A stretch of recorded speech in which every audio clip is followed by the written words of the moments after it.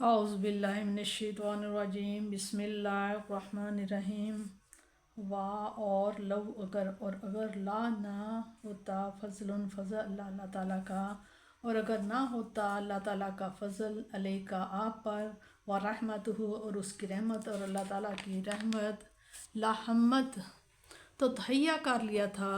طائفتن ایک گروہ نے، منہم ان میں سے، ان یضلوکا کہ غلطی میں ڈال دیں گے تمہیں، کہ تمہیں گمراہ کر دیں گے،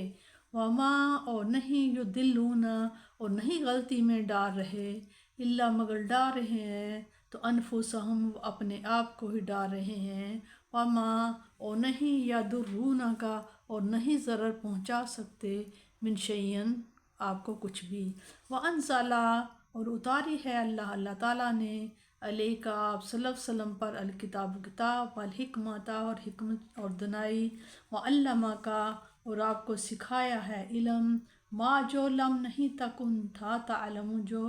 کچھ بھی آپ نہیں جانتے تھے، وقان فضل اللہ اور اللہ تعالیٰ کا فضل، علیہ کا آپ پر، عظیم ہے، لا خیرہ نہیں کوئی بلائی خیر، فی کثیرن ان کی اکثر، من نجواہم ان کی سرگوشیوں میں، الا مگر ہے، من جو ہمارا جو لوگوں کو جو حکم دیں، بصدقات صدقہ دینے کا، او یا معروف یا نیک کام کا، او یا اصلاح یا صلح کرانے کا، بین الناس لوگوں کے درمیان، ومن یفعل اور جو شخص ایسا فعلا کرے گا، ذالک یہ کام، ابتغاء رضامندی مرضات اللہ تعالیٰ کی رضامندی کی تلاش کے لیے، حاصل کرنے کے لیے، فسوف پس ضرور ہم، نوتی ہی ہم اسے عطا کریں گے، دیں گے، اجرا عظیما اجر عظیم، ومن یشاقق الرسول ومن اور جو شخص یشاقی مخالفت کرے گا، الرسول صلی اللہ علیہ وسلم کی، من بعد اس چیز کے بعد، ما جب کہ تبینہ روشن ہو گئی ہیں، واضح ہو گئی ہے، لہو ان کے لیے ہدا ہدایت، ویتبع اور چلے ہیں، غیر سبیلا اس راہ کی طرف، مومنین جو مومنین کی نہیں ہے، اور وہ چلے ہیں اس راہ پر جو الگ ہے مسلمانوں کی راہ سے، نولیہ ہم پھیر دیں گے اسے، ما تولا جدھر وہ خود پھرا، وسنصلیہ اور ڈال دیں گے ہی اسے، جہنم میں، وساءت اور یہ بہت ہی بری مسیرہ پلٹنے کی جگہ ہے۔ اللہ تعالیٰ اپنے محبوب پر اپنے فضل و کرم اور عنایات پہ ہم کا ذکر فرماتے ہیں کہ اے میرے محبوب صلی اللہ علیہ وسلم، اس خالص واقعہ میں اگر ہمیشہ کی طرح اللہ کا فضل و احسان تیرے شامل حال نہ ہوتا تو انہوں نے تو ایک غلط فیصلہ آپ سے کرانے کا ارادہ کر ہی لیا تھا، لیکن جب فضل خداوندی تجھ پر سایہ فگن اور عصمت ربانی تیری دستگیر ہے تو وہ تجھے کیسے غلط راہ پر ڈال سکتے ہیں؟ ہاں، انہوں نے ایسا خیال کر کے اپنا ہی کچھ بگاڑا ہے۔ عنایات ربانی میں سے خاص عنایات کا ذکر فرما دیا کہ آپ کو کتاب و حکمت دی اور آپ کو جملہ ان امور کا علم عطا فرمایا جن کا پہلے آپ کو علم نہ تھا۔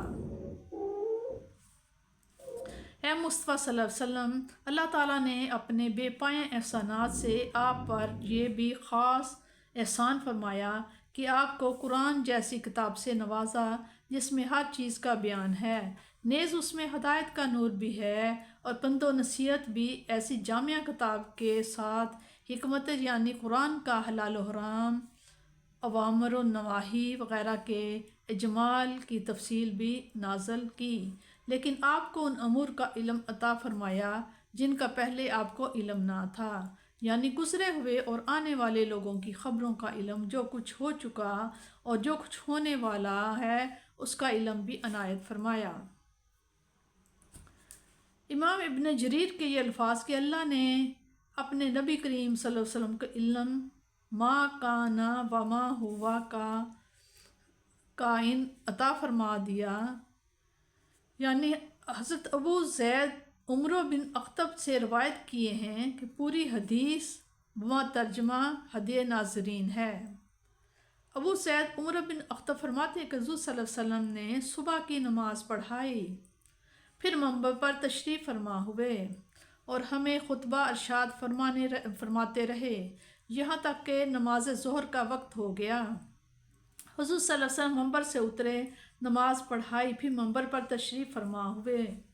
خطبہ شروع کیا یہاں تک کہ عصر کی نماز کا وقت ہو گیا۔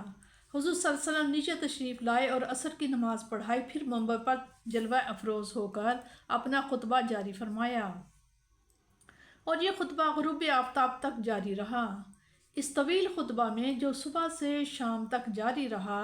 حضور صلی اللہ علیہ وسلم نے ہمیں جو کچھ پہلے گزر چکا تھا کی بھی خبر دی اور جو کچھ ہونے والا تھا اس کی بھی خبر دی۔ ہم میں سے بڑا عالم وہ ہے جسے یہ خطبہ زیادہ یاد ہے۔ اس کے علاوہ بے شمار صحیح احادیث میں ہیں جن سے حضور صلی اللہ علیہ وسلم کے علم وسیع کا پتہ چلتا ہے، بلکہ حقیقت اظہار فرمایا تھا جب انہوں نے اپنے مشہور قصیدہ میں بارگاہ رسالت میں عرض کی تھی، اللہ تعالیٰ کا علم ما کانا و ما یکونو کے علم میں منحصر نہیں تاکہ مساوات کا شبہ ہو، بلکہ اس علم کو تو علم الہی سے اتنی نسبت بھی نہیں جو قطرے کو سمندر سے ہے۔ اللہ تعالیٰ نے اپنے نبی مکرم صلی اللہ علیہ وسلم کو جن بے پایاں علوم سے نوازا اور اسرار و معارف کے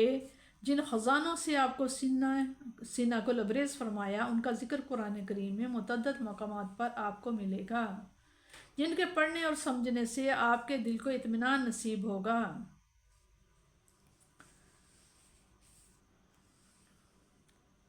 دو آدمی جو دوسرے لوگوں سے الگ تھلگ ہو کر باتیں کرتے ہیں ان کو نجوہ کہتے ہیں۔ یہ مصدر ہے اور سرگوشی کرنے والی جماعت پر بھی اس کا اطلاق ہوتا ہے۔ اس آیت میں ارشاد ہو رہا ہے کہ ان کو جو اکثر خفیہ اجلاس ہوتے رہتے ہیں اور ان میں بڑی رازدارانہ باتیں ہوتی ہیں، یہ سب تضییع اوقات ہے۔ باہمی گفتگو تو وہ اچھی ہے جس میں ان معاملات پر غور کیا جائے کہ کسی ضرورت مند کی کیسے حاجت روائی کی جائے، اصلاحی منصوبوں اور نیکی کے کاموں کو کیسے عملی جامہ پہنایا جائے، لوگوں میں فتنہ فساد کی جو آگ بھڑک رہی ہے اسے کیسے فروغ کیا جائے، ختم کیا جائے۔ معروف کا لفظ ہر نیکی کو شامل ہے۔ دو ناراض آدمیوں میں صلح کرانا اگرچہ معروف کی ضمن میں بھی آ گیا ہے، لیکن اس کی اہمیت کے پیش نظر اس کو مستقلاً علیحدہ ذکر فرمایا ہے، یعنی اس ساری تگ و دو کے پیش نظر دنیاوی عز و جاہ اور چودراہٹ کا حصول نہ ہو بلکہ محض اللہ تعالیٰ کی خوشنودی حاصل کرنا ہو تو اسے اجر عظیم کی بشارت ہے۔ مشاقت کا معنی عداوت و مخالفت ہے۔ یہ دو آیتیں بھی سابقہ چور طمع بن عبیرق کے متعلق ہی نازل ہوئیں، لیکن ان کا مفہوم عام ہے۔ طمع کا انجام آپ پہلے پڑھ چکے ہیں۔ جو کفر و گمراہی کی طرف وہ دانستہ پھر گیا ہے، ہم اس میں حائل نہ ہوں گے اور اسے ادھر ہی پھرنے دیں گے، یعنی معنی زیادہ موزوں معلوم ہوتا ہے اس بدنصیب کا کیا حال ہوگا رحمت و توفیق الہی نے جس کی دستگیری چھوڑ دی ہو۔ اس آیت سے یہ ثابت ہوا کہ رسول اکرم صلی اللہ تعالیٰ علیہ وسلم کی مخالفت اور اجماع امت کی مخالفت سے انسان توفیق الہی سے محروم ہو جاتا ہے اور شیطان کے ہاتھ میں محض ایک کھلونا بن کر رہ جاتا ہے اور وہ جیسے چاہتا ہے اسے تگنی کا ناچ نچاتا ہے۔